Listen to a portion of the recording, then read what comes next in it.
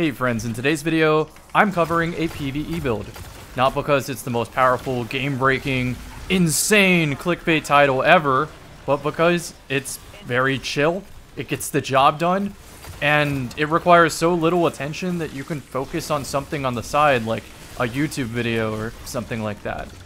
So what it involves is, as you can probably see by the background footage, Gear Falcon Hover, exotic chest piece, that was recently changed this season. So when coming out of invisibility, instead of getting a damage bonus like you used to, you get volatile rounds. You can see the enemy glows purple right there. If I do enough damage, those volatile rounds explode. And then I become invisible because of an aspect of my class called Stylus Executioner. Then I go invisible again, and I get volatile rounds again. Since volatile rounds are an ability, the fragment makes them explode. My grenades make me go invis because undermining makes the grenade weaken. Applying any effect and then killing them makes me go invis. So grenade kill makes me go invis. Smoke kill makes me go invis. I make orbs of light. I pick them up. I get devour. So I kill more things. Get my health back. Have extension on invis and devour. I make orbs of light through multi-kills with either my kinetic weapon or my energy weapon. Now, I'll talk more about my energy weapon selection with this build. It's very versatile. It does not have to be the Trials hand cannon. It could be anything, really. So let's catch up to the teammates here while I talk about this. I'll start with the hand cannon since there's a bug this weekend with Trials of Osiris where once you have a flawless card, you can keep turning in your flawless ticket, or I guess flawed ticket as long as you went flawless once, and keep getting adept hand cannons. But here's the thing, for PvE purposes, it doesn't have to be adept. I'm using sweaty confetti on it because it just doesn't matter. The activity is getting done. Wow, this is a lot of running. Figured I would be teleported. Impossible challenge, do not die in the shaft. Worked out anyway. I think the best weapon for this is Collective Obligation. And I would just switch to Anti-Barrier Pulse with Unstoppable Grenade Launcher so that I have the best spread between anti-champion mods. I try to keep all three on me. There's another class item artifact mod that gives you overload grenades.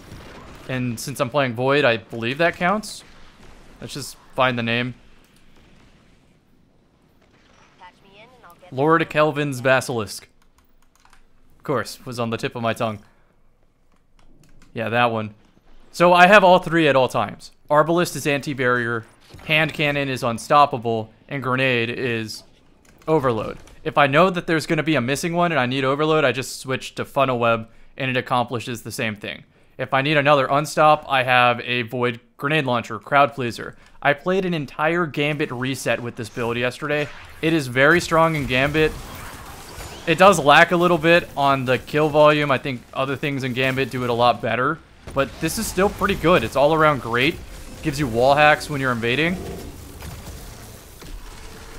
But this is more PvE than Gambit video. I'm just telling you that if you invest in this build, it's going to be very versatile. You'll be able to take it into raids. You'll be able to take it into Grandmasters. You'll be able to watch YouTube videos and make YouTube videos while just shooting ads in the background because you're unstoppable. Look at this. If I wanted to click on a side tab right now, I could because I'm invisible for that long. Here's the crazy part. If you look at my stat splits, like, look, I'm just going to go pause right now. I'm at 5 mobility. Normally I'm at 4 once I have the unstopped grenade launcher on. The perk I think a lot of people sleep on this Exalted Truth or whatever it is Killing Wind. Killing Wind. After getting a kill, you get 5 tiers of mobility. So that makes my dodge cooldown, which is my initial invisibility, watch. My initial invisibility makes that a lot faster. It also lets me reload my weapon.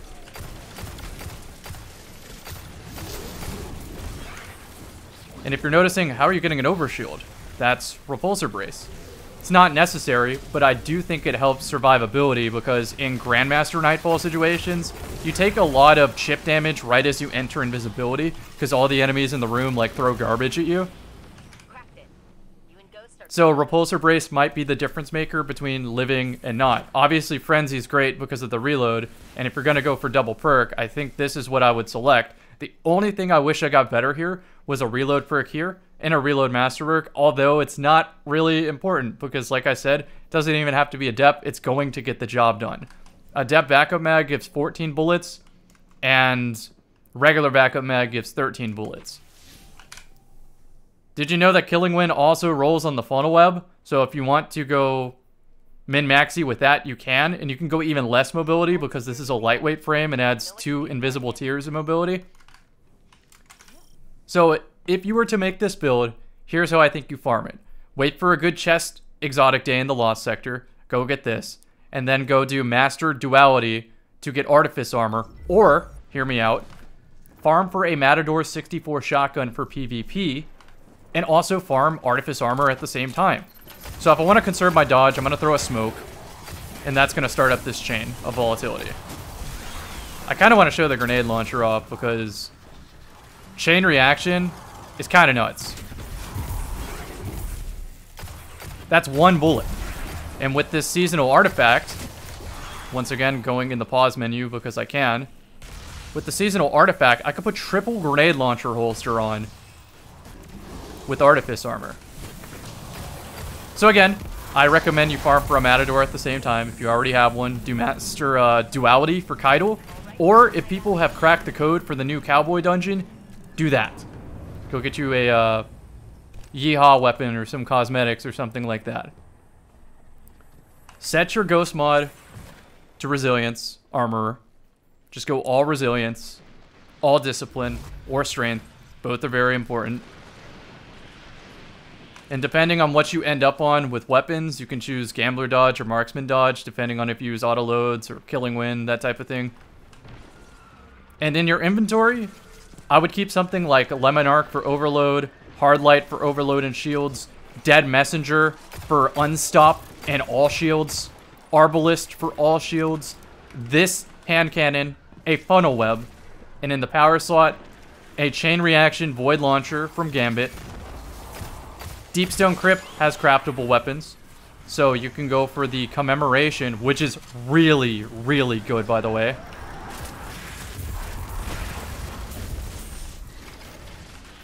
If you shoot a boss, the volatile rounds keep exploding, and the damage will surprise you.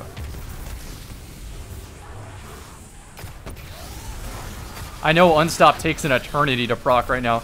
I think there's another facet of Gear Falcon where if I like finish a powerful enemy, something happens, but I don't really care to know that information or min-max it because the job's already getting done.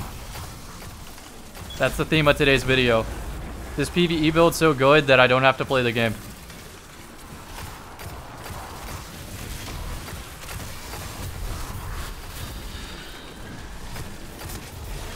Okay, so for another power weapon, the Taipan.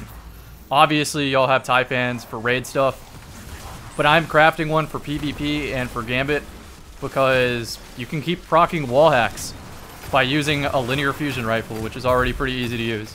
I'm going for max range so I can shoot across an entire Gambit map and maybe even focus Fury. So if I'm killing a blocker, I can enter the portal with a mega damage boost and start body shotting people. And yes, it does proc wall hacks on a body shot. So if I'm using something like Izanagi's Burden, and I'm worried about ammo conservation, instead of running an Eager Edge Sword like I normally do, I can just run a linear fusion to help with that. If I showed you the Crowd Pleaser grenade launcher on that group of ads, I'm telling you, one grenade launcher kills the entire group. Alright, red box.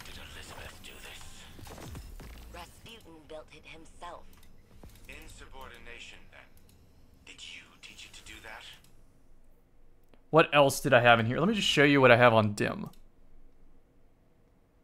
Season 19 Gear Falc, all weapons. Let's see here. Blinding Grenade Launcher, Chill Clip Grenade Launcher, Bastion, Unstop, Wither Horde, pre-spawning, Malfeasance, Unstop, although not necessary because we have the mod, Lumina, raid damage, Rat King, special situations to continually proc volatile rounds on something, Glacioclasm, Obvious reason. It's a fusion rifle, so it breaks your invis during the charge. Does massive damage. Deafening Whisper, I believe you can get this from Dares of Eternity 1 week. Don't know the exact week. Fighting Lion, primary grenade launcher. The travel time can activate the volatile rounds. Another blinding launcher. Exalted Truth. Power weapon, Eager Edge Sword, which is void. And then I have some various grenade launchers to change up the burn in Nightfalls. This is a full court grenade launcher. This is a concussion launcher with solar. Parasite for special situations. Tractor cannon for special situations. Galley for Dares of Eternity. A void rocket. Void rocket's kind of bad. You want to get that other craftable one. I just don't own it. Let me recall the name. I'm going to re-queue here because I don't like this one.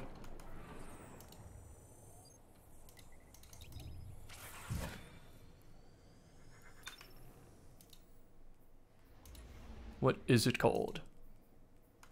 Wait, I can go into the crafting tab. Where is it? Triumphs, patterns, rocket launcher. Is it red herring? It's red herring. So let's go to light GG. See what red herring can get. If you're wondering, well, why didn't you have this ready to go? Why didn't you come strapped with the red herring? The answer is because I like my vault space. It makes PvP a lot better. And if something's so important that I need it for a PvE activity, I will craft it and level it up on the spot. So red herring. Let's see. I think I like field prep or ambitious. Oh, it has killing wind too. So if you want to do the marksman dodge looping, you could definitely do that too. I think ambitious assassin makes the most sense. Field prep second. Killing wind third. On this column, just whatever you want is going to be fine. It's just a void rocket. Better damage than the tracking one. The royal entry. This isn't a scripted video, by the way. This is just me telling you this PvE loadout has a lot of flexibility. And I got the same battleground, didn't I? Look, I'm tired of doing escalation protocol. I've done it for too many years at this point. Destiny menu, very fun.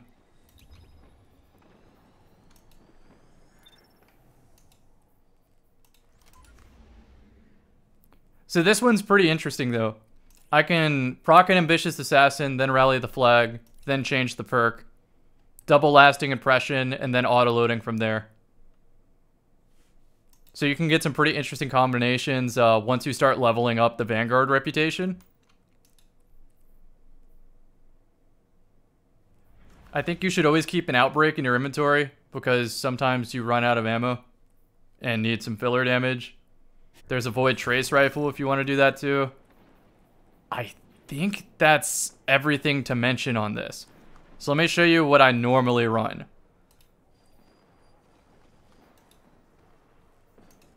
This is normally swift charge right here. So that pulse double kills.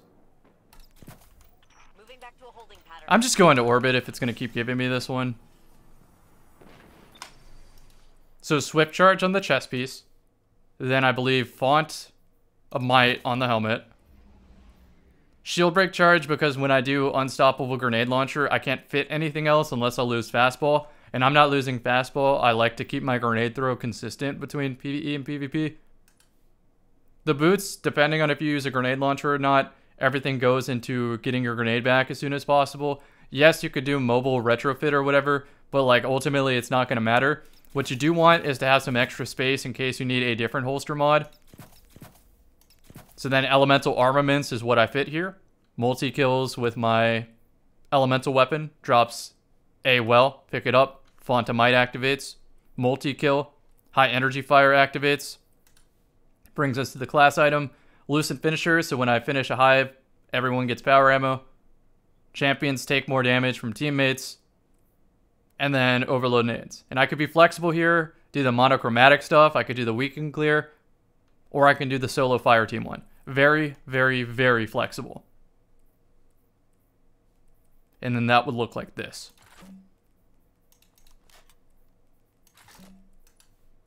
Switch this to grenade launcher finder. Switch this to unstop grenade launcher. And then anti-barrier pulse.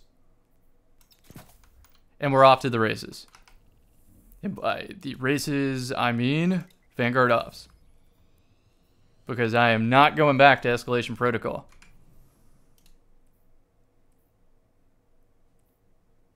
In a similar way, you could also go linear ammo finder with both Arbalist and Taipan.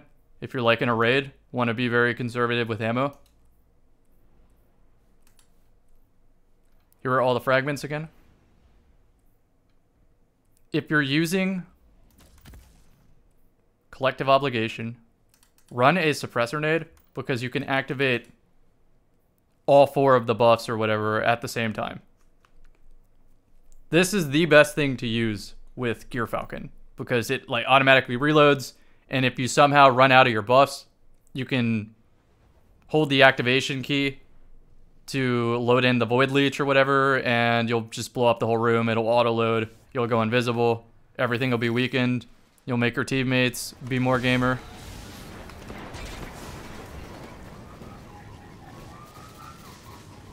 I hope that this video feels like a Twitch stream, because this is typically what happens in my Twitch streams.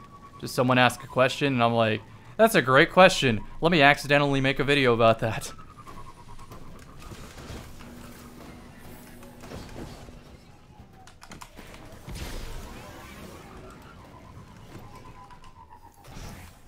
Okay, volatile rounds coming up. Where's the captain? There's the captain. No! It didn't hit him. Yes, it did hit him, but he died because he doesn't have enough health. I was trying to hit him with the smoke, so he slowed down a little bit. All good, though. In like a Grandmaster scenario, they typically have so much health that you could just throw the suppressor at normal adds. Then you hold the activation key, and now I have volatile rounds here.